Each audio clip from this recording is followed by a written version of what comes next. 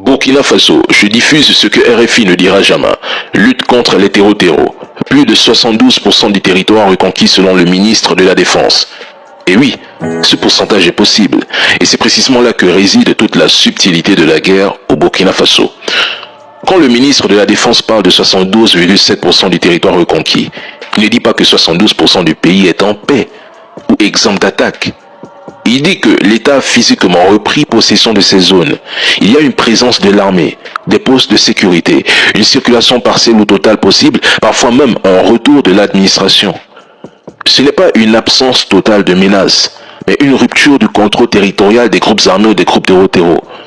Donc, ce que les trolls ne comprennent pas, c'est qu'un territoire peut être reconquis militairement tout en restant sous menace constante, c'est-à-dire des embuscades, etc.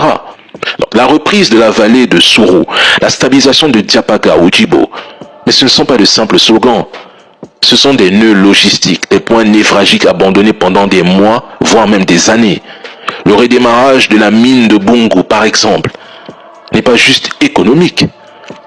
C'est une démonstration de souveraineté. Une zone autrefois hors de contrôle redevient rentable pour l'État.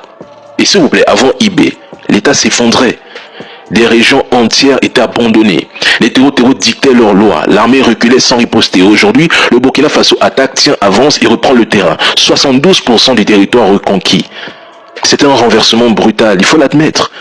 Et ce que les autres démocrates n'ont jamais pu faire, le pouvoir actuel dirigé par le président Ibrahim Traoré l'impose et réussit. Félicitations.